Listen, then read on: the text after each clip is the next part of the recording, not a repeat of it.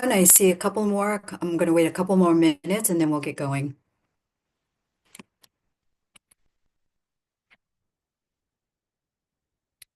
Hello, everyone, and welcome. My name is Marianne Antonelli. I am the Marketing Campaign Manager for the Emerging Accounts at TD SYNNEX Public Sector.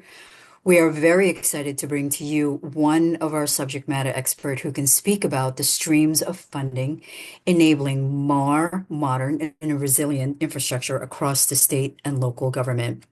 And for today's topic, it's the smarter cities through smart funding sources in state and local government. But before we get started, if you could go to the next slide, please. Let's go over a few housekeeping items. Your lines are muted for the duration of the webinar.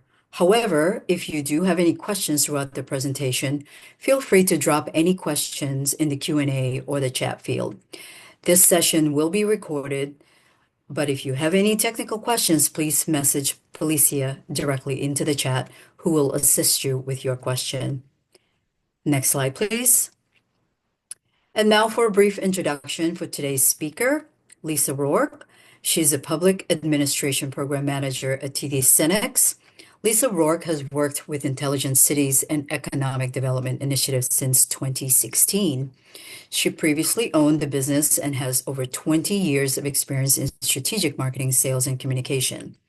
Lisa started with TD SYNNEX in 2019 as a commercial business development manager for Red Hat. She also worked as program manager for the TD SYNNEX strategic procurement team, developing a program to grow their 800 plus hardware and software vendors, many of whom sell within the public sector. In 2022, Lisa joined the TD SYNNEX Public Sector Vertical Alliance team. Her passion for economic development and global business has continued and strengthened since graduating from Clemson University with a BA in Language and International Trade and a minor in International Tourism Marketing. Without further ado, over to you, Lisa. Thank you, Marianne and Felicia. I'm so glad to be here today. Just a moment, and I will bring up the presentation so we can talk about an exciting topic today. Smarter cities through smart funding sources in state and local government. Hopefully everyone can see my screen. Marianne, does We're it look good. you were good to go? Okay, just want to We're make good. sure it all came up correctly. Thank you. Okay. Um, Thank you for the introduction. Okay, jumping right in. Thank you. Gave a great, some great background on me. I appreciate that. So for our goals today, we're going to be talking about some key funding sources that are driving this infrastructure modernization. And then we'll touch on modern challenges being solved via grants and funding. I like to say that grants are really business development gold for you and your teams because the end users really are they're looking for money. They're looking for technology that's solving their challenges, and grants are given based on their ability to solve challenges for the end user. And they're all looking for money. And so anytime you attach a solution along with the fact that there's money out there, you're really getting the end user's attention. And resellers know this. And so any information that you're putting out there that brings all of that information together is just going to really grab their attention, and they're more likely to share information about your products with their customers. And then I will also touch on how to help customers find the funding that they need. There are some key sources. There are thousands of grants out there. So I won't be touching on every single grant out there, but what I like to do in my presentations is bring awareness to some of not only the dominant streams of funding, but maybe some little known streams of funding that address some of these key challenges that keep coming up again and again across state and local government. And I will make sure that you have some of the key links where you can go and find some of this research yourself. I do have some graphs. Sometimes I clip from these government sources just to give you an idea. and to know not only where to go, but what you can find when you get there. And then we will also talk at the very end how grants can help you fuel your growth and give you some tips really to grab the attention of the resellers out there. So first, let's jump in and talk about some of these streams and opportunities. And before I go really deeply into this, I want to address the elephant in the room because we know that all over the news this week with this new administration that's come in, that there's talk of some of the major streams of funding being halted. So, what I hope is that it will ease your mind somewhat, because I don't think that all the funding will be halted for good. It's just giving them a moment to sift through it. So, I will give you some of my thoughts about where you might see some changes. So, first and foremost, at the top left, we talk about the Infrastructure Investment and Jobs Act, which this was a law that was passed in 2021. And in fact, all of these really began as laws that were passed. And then the money really flows down to federal agencies. And then from the federal agencies, then they release down to a state and local level. So I do have a slide where we will touch on some of the funding from the Infrastructure Act.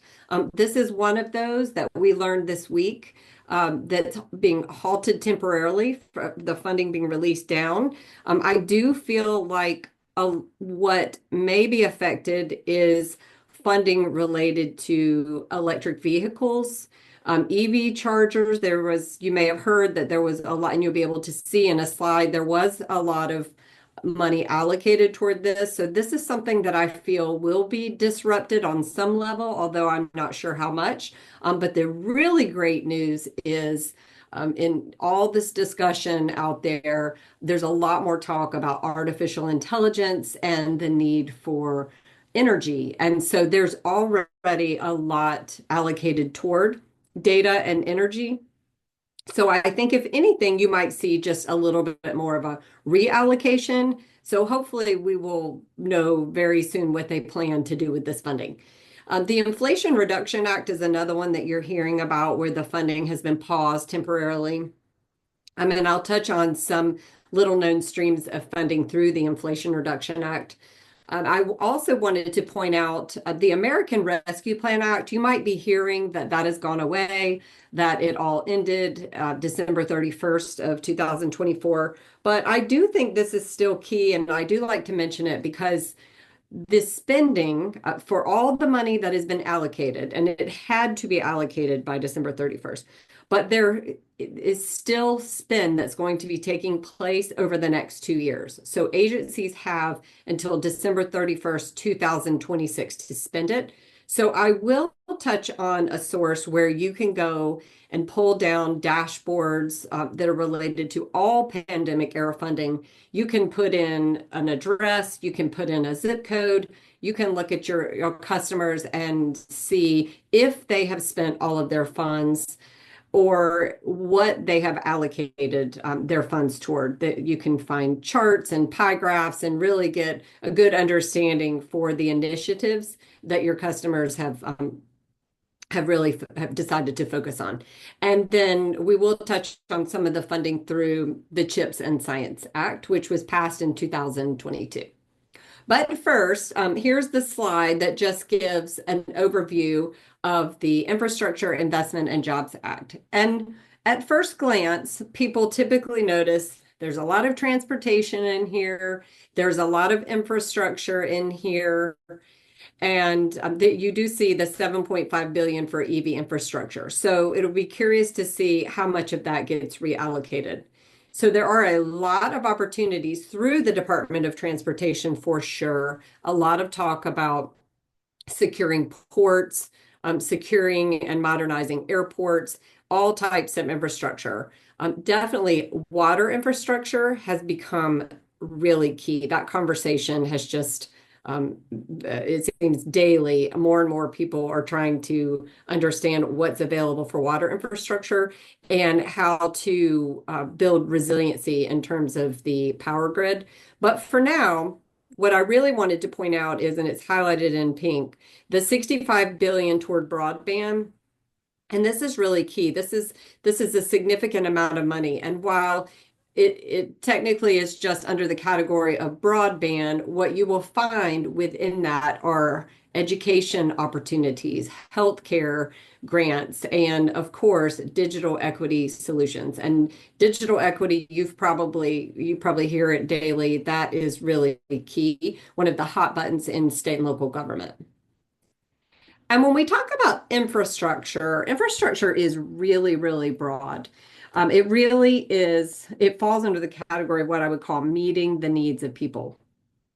And I've done a lot of work and study, and as Marianne said, I'm very passionate about smart cities. But there's a lot of talk lately for how smart cities are really having a revolution, and in the past, more of the focus was on the technology that we needed and how the technologies would work, excuse me, with one another. The focus has really evolved, and it's more focused on what do the people need and what will bring them to these areas. Because what they're finding is everything really needs modernizing. So if we take a look at healthcare, first of all, there are a lot of rural telehealth solutions out there, a lot of grant money toward this. There is a decent bit of money through the HRSA for training. And there is also a lot of discussion about equitable access in terms of broadband solutions for everyone so that they can get on and get the health care that they need. There's also a talk about data, cybersecurity, endpoints, broadband, and all of this you can find within a multitude of grant offerings just for healthcare. In terms of economic development, you will see a lot of funding out there geared toward jobs and workforce. And it's really about money on a community level that helps make these areas attractive so that people will want to live there. So, and included with that would be more of a modern governance infrastructure. So it's how the people access their data, it's their security, it's the privacy of their data, and it's how easy it is to use the systems and pay bills.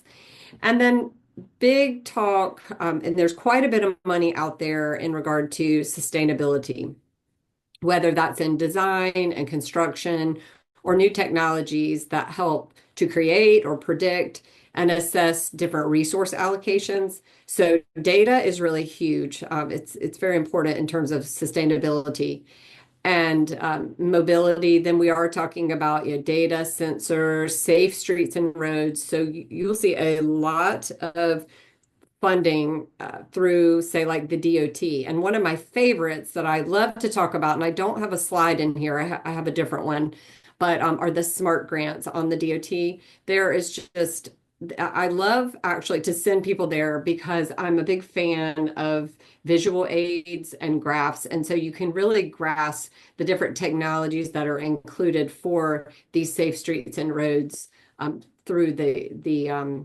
information there in the Department of Transportation. And this is one of these places that I really do say that it's like business development gold because you can get a synopsis, say the last round, there were 38 projects, and you can go and you can take a look at the states and the areas that received the money and what they included in their solutions. And I think it really helps expand, especially we tell our reseller business development teams to expand your mind to the capabilities and the opportunities out there. But also, I think, culture is a real surprise when we think in terms of infrastructure, because again, it's all about having a great place to live and work, where technology is an absolute necessity. And then in terms of education, libraries, this really falls under the same category of equity, digital equity, especially in these urban areas. And on this next slide, I wanted to touch on FEMA. And so FEMA really is one of my favorite places or favorite agencies to talk about in terms of offerings. And I know that, again, the elephant in the room, I try to stay on top of all of this and do a lot of research. So I heard this week that now they're really digging into FEMA and they're trying to decide what to do with it. But aside from that, I wanted to give you some tips in terms of, let's just use as an example. I sometimes talked with vendors and or even resellers, say like in the education space. And while I'm not the education subject matter expert, and we do have one of those on my team, which I will introduce you to his information at the end of this slide. For instance, a vendor might say, that, a lot of the education funding has dried up. We're just not sure where to go, or is spending going to pull back in education? And I love to direct people over to FEMA because FEMA has a suite of grants. They have several suites of grants, but one of these that's my favorite is the preparedness grants. And it's a suite of 8 different uh, grant programs really geared toward preparing for the future. So where a lot of grant applications would be based on more, this is our current problem, and here's how we need to solve it with technology. The preparedness grants really allow them to envision what they think they'll need in the future and to be able to ask um, for, excuse me, I feel like I'm about to cough. um, get a sip of water really quick. Done a lot of talking today. Really gear them toward future needs that they might have and to get creative with that. And the FEMA Nonprofit Security Program also is a place. So there's 2 different categories. There are urban areas and state areas. So I wanted to encourage you, if you're doing business in the nonprofit realm, to take a look at these. And the big one here, the state and local government cybersecurity grant program. We are in the 3rd year of funding, so a lot of people ask about this. This is not the only stream of funding towards cybersecurity, but every state is really in their own phase of the program. The most important thing to know with this is that 80% of the funding must flow down to a local level, and 25% must flow down to rural areas. And there is a cost share requirement, but hopefully you're beginning to see too that rural areas are really important with a lot of the infrastructure money. And a disproportionate amount of money really is flowing toward rural areas. And I wanted to also talk to you briefly about Broadband USA. And this is a government site where you can go, and I think this is a really phenomenal site. If you want to look and see where a lot of the broadband funding has gone, there are over 70 different funding opportunities through different federal agencies. But the NTIA is really where a lot of these grants are flowing. And so there are 6 different programs through the NTIA. And these are really geared towards states, cities, and nonprofits. And the program that I wanted to point out is the Digital Equity Competitive Grant Program. And just recently, they released a lot of these awards. So 2.75 billion went toward the Digital Equity Competitive Grants within 3 different programs. But I wanted to tell you about a really cool case study that I learned about actually just this week. And it involves the city of Philadelphia. They received $12 million from this Digital Equity Competitive Grant Program. And they are with the $12 million, they are planning to spend it on internet, laptop kiosks, and esports centers. So esports is another question that I get a lot. And I end up directing partners over to talk with Will Reed, who is our education subject matter expert and is doing a lot with esports. So if you have a question about that too, I would encourage you to reach out and talk with him.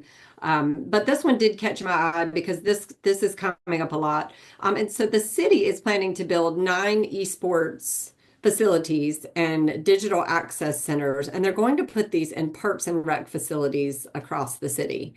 And so these rec centers would receive equipment and also additional staff to facilitate esports tournaments and other STEM education programming. And this builds on top of a large internet company's deal with the city to install high-speed internet at 183 of these rec centers over the next 2 years. So this is another example of public-private partnerships, which we are absolutely seeing more and more across state and local government, where to get the projects needed to attract the workforce and keep the citizens happy, they are actually using a combination of grant money and also private money, or they're reaching out to these private companies in the hopes that it helps make everyone's life and business better. And I included this slide and also a snip of this graph for a couple of reasons here. So not only did I want to tell you about some of these recent investments that are taking place, if you look at together, it kind of combines the funding from the Infrastructure Act, the CHIPS and Science Act, and the Inflation Reduction Act. But before I touch on those, one of the key elements here is I wanted to make sure that I point out that there is discretionary money out there. So these are competitive grants that end users would apply for and hope to receive. And then there are formula grants out there, which means the money is yours, come and get it. So the money already is allocated. And if you meet the criteria, then all you have to do is fill out the paperwork. So I felt like when I saw this graph, this was just an incredible representation of so if you look at formula grants on this graph, they're in green. And the discretionary grants, and this would be, if you're looking at the technology and infrastructure grants related to those three laws, you can see it's incredible amount of formula grants there, which means the money's there, fill out the paperwork, and then come and get it, and we'll send you the funding. So I wanted people to understand that there really is a significant amount of money out there. But if we look at some of these projects on the left, and I won't go line by line, but you can see 696 billion. And so that would be public infrastructure, semiconductor, some of those clean energy investments that we talked about. And I really think this is only going to become a louder conversation. That one I don't believe is going to go away. And then 392.1 billion. And this would be transportation infrastructure.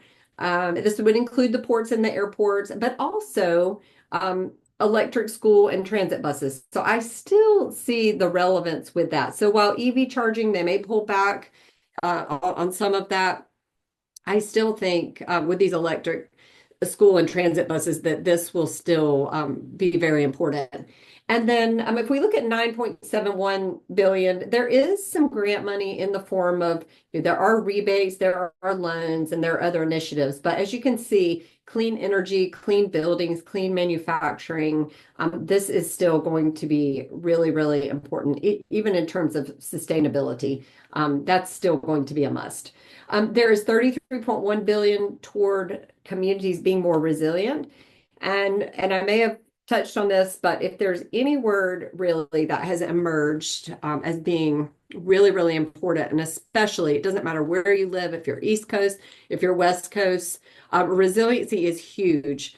Also through FEMA. So I talked about the preparedness grants, but there are grant programs, the hazard mitigation grants, and there are resiliency grants. So even grants related toward wildfires, which have been in the news a lot lately.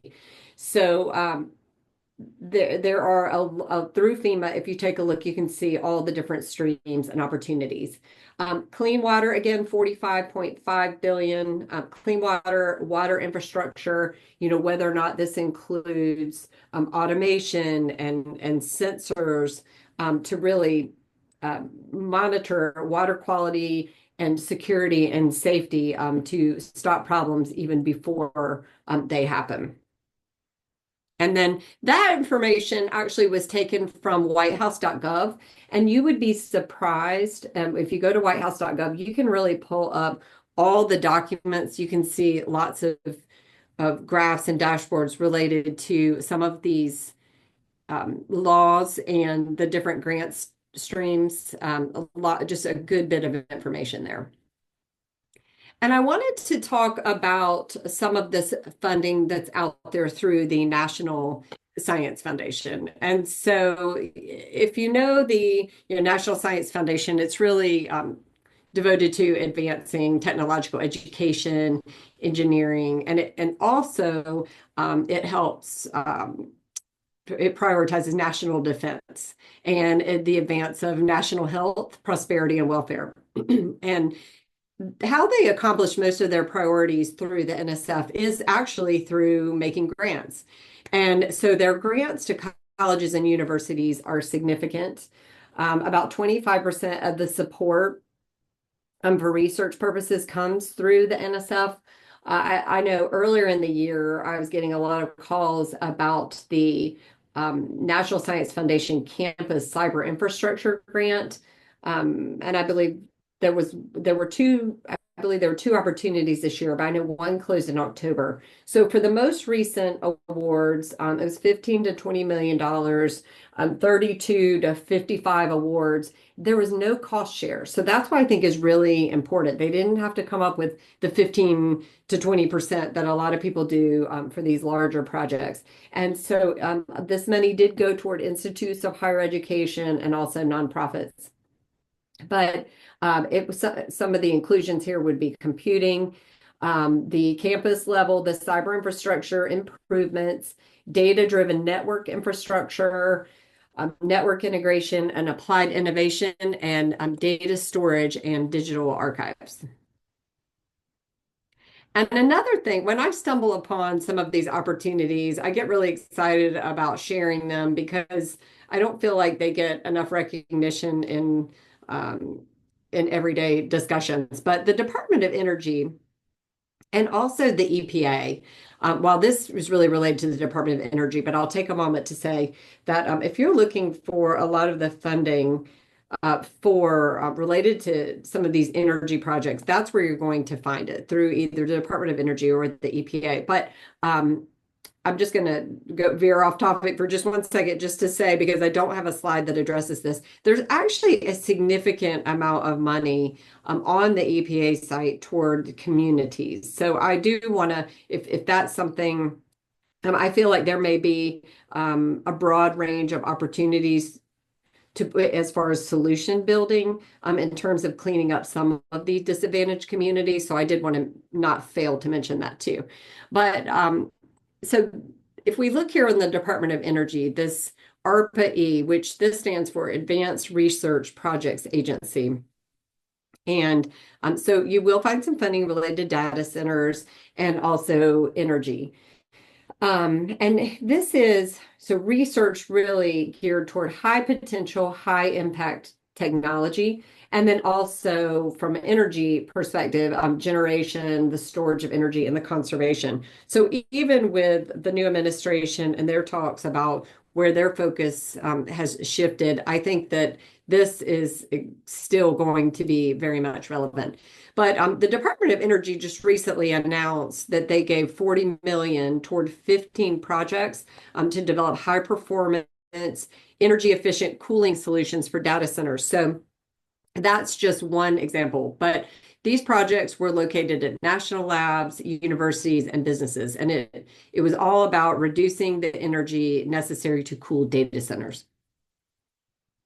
Now, jumping over to the DOT, I know I mentioned SMART grants, and they really are my favorite, but I feel like I give a lot of attention to them. And I wanted to be sure to talk about the Safe Streets and Roads for All, because this is a grant opportunity that should be opening soon, somewhere around March. And this is all about safety, pedestrians, bicyclists, all different types of transportation routes. But 200 million of this does benefit tribal and rural areas. So you will see a lot of this does go toward underserved communities and rural areas. But for the awards that have been given out between 2022 and 2024, you can see that half of the communities were really new to receiving any kind of grant through the DOT. And in 2024, they gave 172 million to 257 communities. But also on the DOT, the FAA, I don't have a slide for the FAA, but another thing you might be surprised about, and um, you can get some really good intel and information about the awards given. There are several different grant streams toward airports through the FAA. And I love to also look at those graphs. And if you look at the keys in the corner of the map of the United States and where the awards are going, and it'll give you a synopsis of the projects. I think it's very telling and very interesting what what some of these solutions comprise.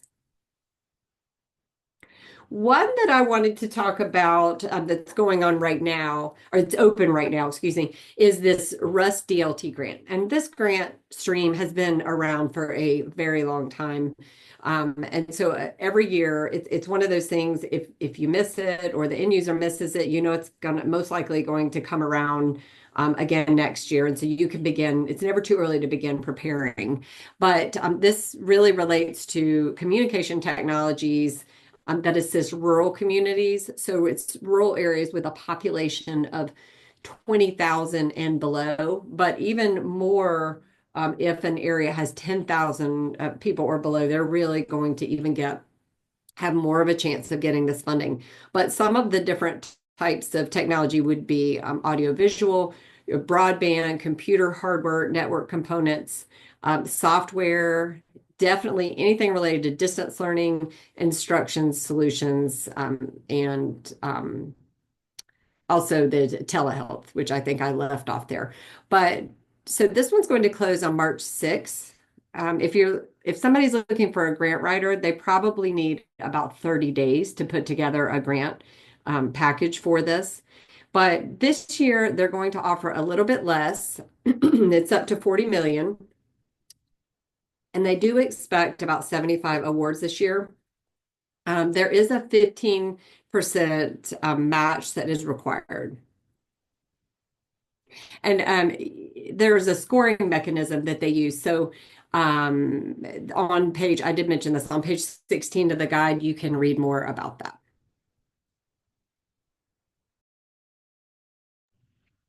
And okay, so I included this slide just because I thought it was interesting. I mean, really, I could talk about grants, and nobody wants to really talk about grants all day, but there's just so much once you get in there. It's just copious amounts of information. But one of our goals here on our team is to try to simplify things for our partners.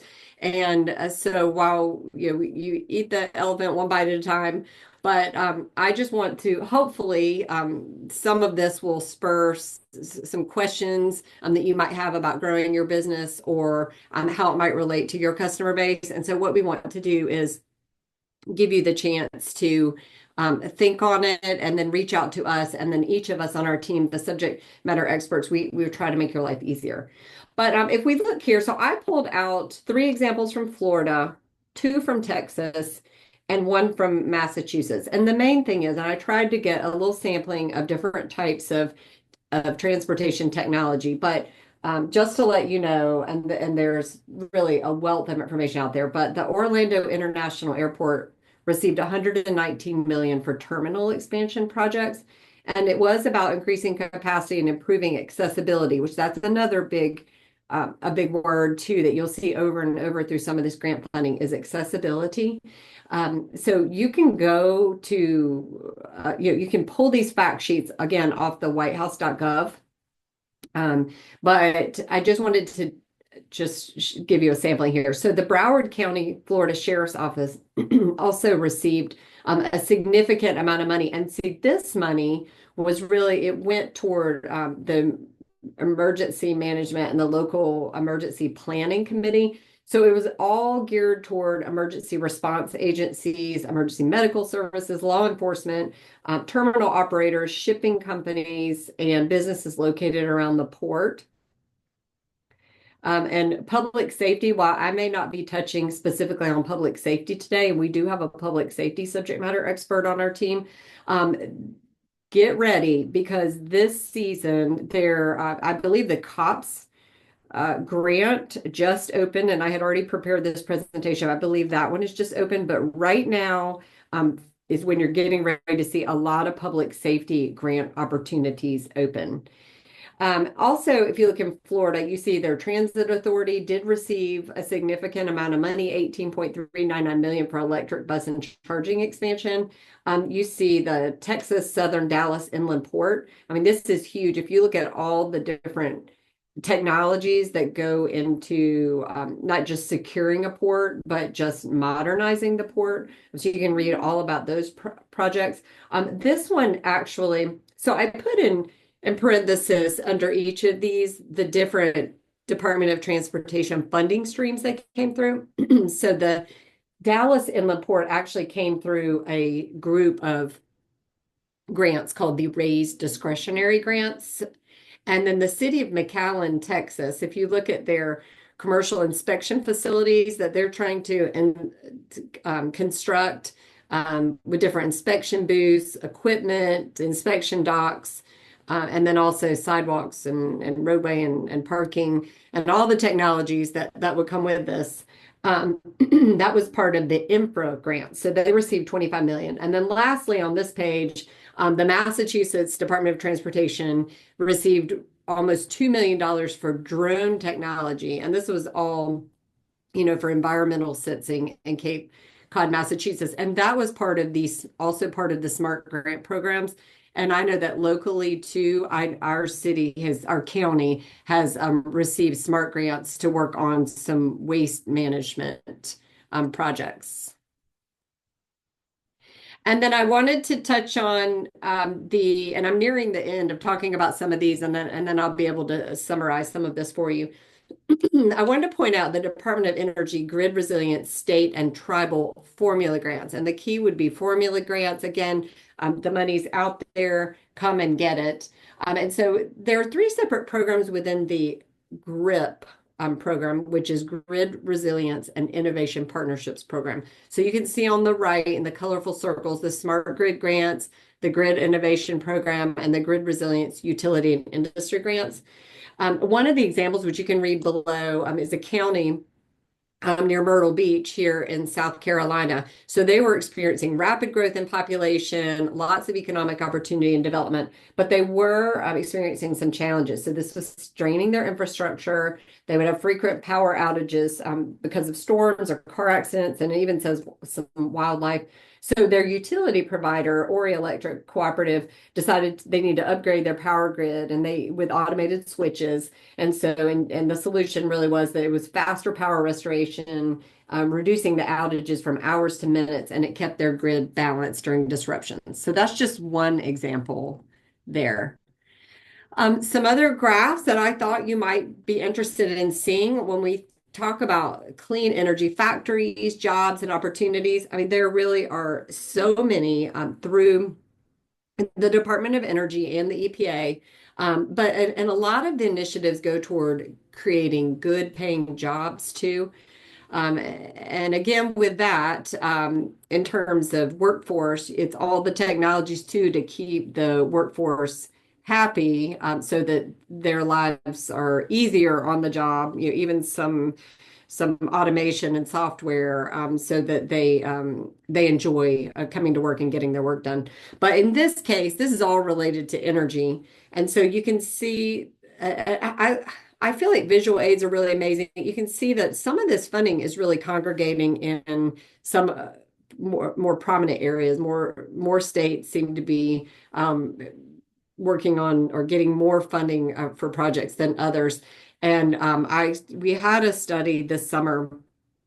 It's a few months old, but some surprising states where we're at the forefront of cloud spend technology. And I find it interesting because when I look at these maps and where a lot of these awards are going for the energy, and even though that was related to cloud spend, cloud infrastructure, it typically follows a very similar pattern. And while with a lot of grants, California, Texas, New York, Florida tend to get a larger amount of money, there were some surprises, such as South Carolina and North Carolina, Maryland, where a lot of the cloud spin was taking place. And if you look at these maps, you can see that a lot of even related to energy, there are some significant investments and awards going on and the different types of energy. To give a summary, because I did it, if I left out, if you're more focused on one vertical versus another, I at least wanted you to walk away with some understanding of the time frame of when you might see a lot of these opportunities. It's no secret that some of the opportunities tend to show up seasonally at the same time. Like I mentioned, the Department of Justice and FEMA have a lot of these public safety grants, and you're typically going to find these between March to May. And the JAG grants, that's another significant stream that's going to open up this summer. And then I've got under there, the emphasis, safe schools, safe cities, emergency response, and also training grants. And that's another thing. There's significant amount of grant funding out there related to training. And so you'll find that in healthcare, you'll find that in public safety as well. Um, we talked a little bit about energy connectivity. So for healthcare, I wanted to mention too, there is a lot of funding out there for healthcare. And so whether it's training and research, but you'll see other significant streams toward mental health. You'll see healthcare and public safety grants together a lot. You'll see healthcare and higher education grants together a lot. And again, with healthcare, there's often going to be a rural emphasis, and definitely telehealth solutions and cybersecurity are really huge.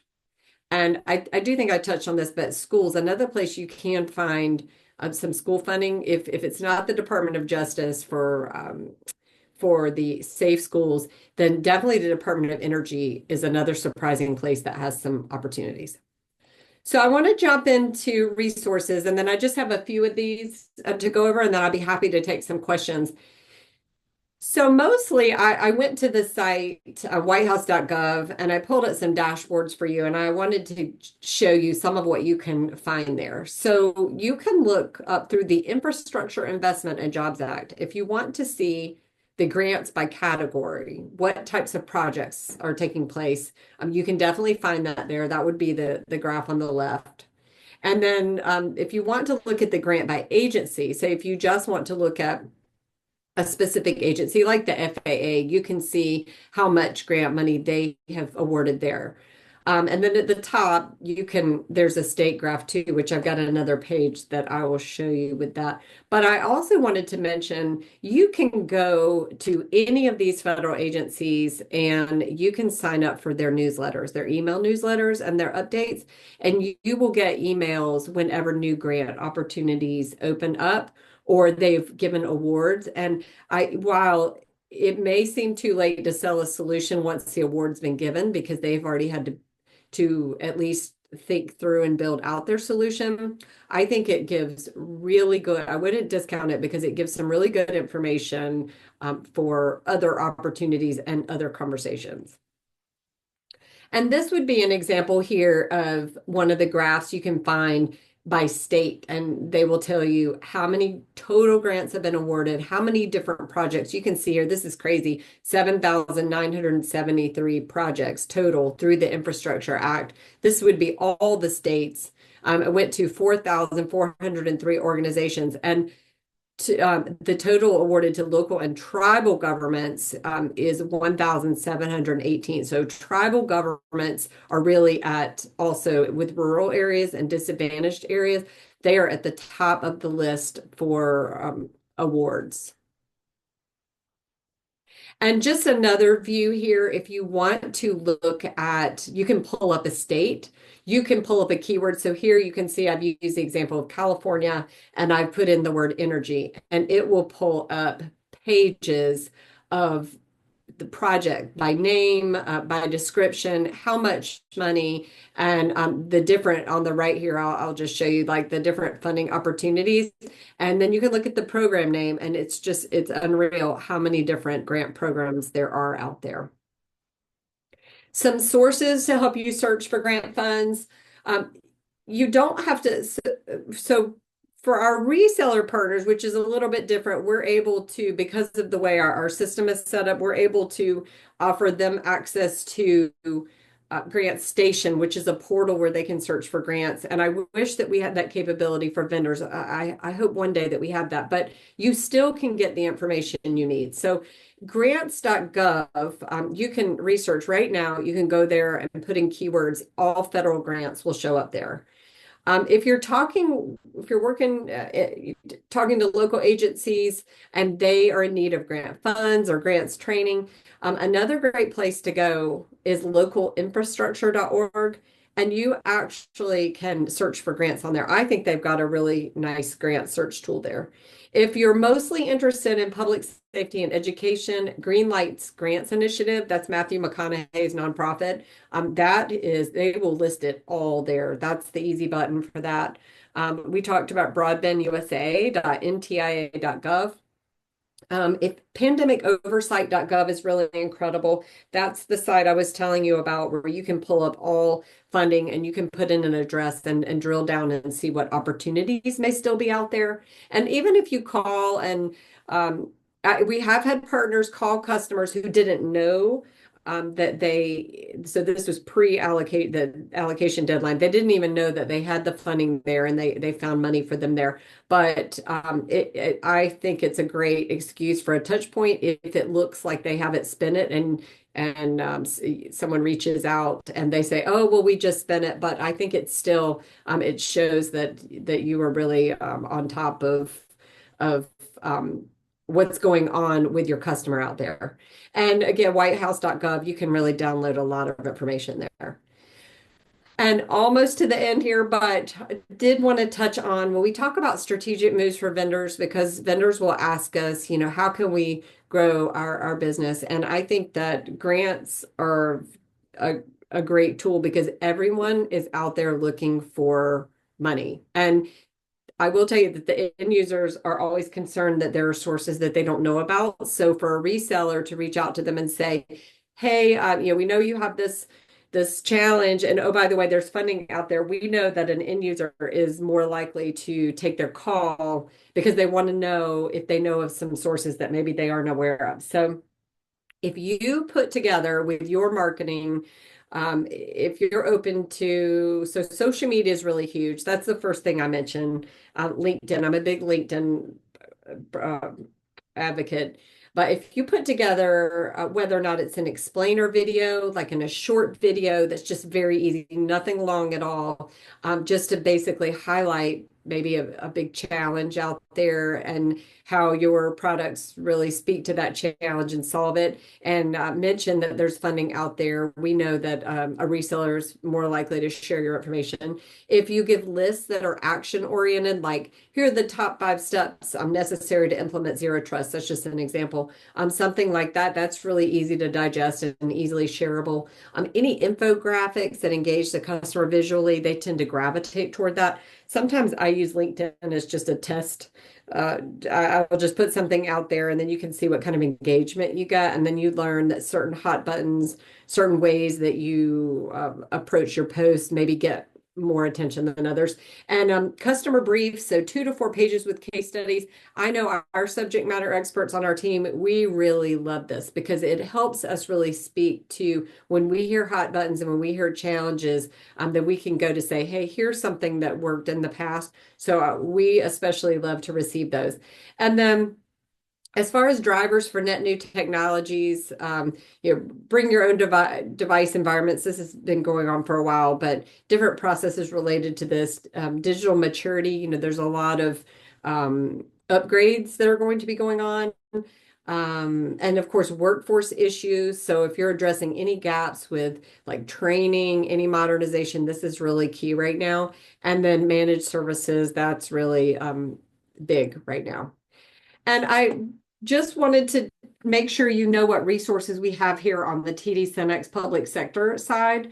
So our team, we're a resource for all partners, whether it's vendors in public sector, resellers in public sector. I know we've got about 8,000 resellers doing business in public sector, and they come to our team. My teammates have experience as end users. And so they bring that experience into their jobs. And they can help with we can help you find intelligence that you need, which I know that that's on the DLT side, they've got an incredible wealth of intelligence and enablement. But any type of guidance, any growth strategies, strategic planning tools, we are all about that. We like to, we're always collaborating. So reaching across the aisle, all the different departments, we're really a resource for everyone. We're a business overlay team.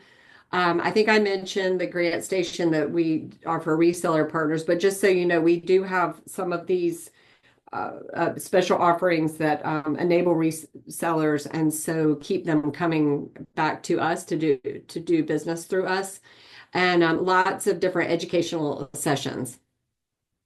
My team, Mike Gambrell's my director over the state and local government vertical alliance team. He has 30 years experience in law enforcement, if you haven't had the opportunity to meet him yet. And then Will Reed is the director of our education program, and he has a lot of experience as a CTO with the university and also experience working in K through 12. Christian Ross is my teammate, sits across the aisle from me. He's over our public safety program manager, and he worked for 11 years as a homicide detective. We are currently working to fill our public works program role. And then Meg has 6 years experience in healthcare working in a hospital system. So now I'll open it up after all that talking to see if anyone has any questions. Yes, at this time, if I see some questions in the Q&A, so let me ask you the question. I think many of these you may have answered before, but it's worth repeating.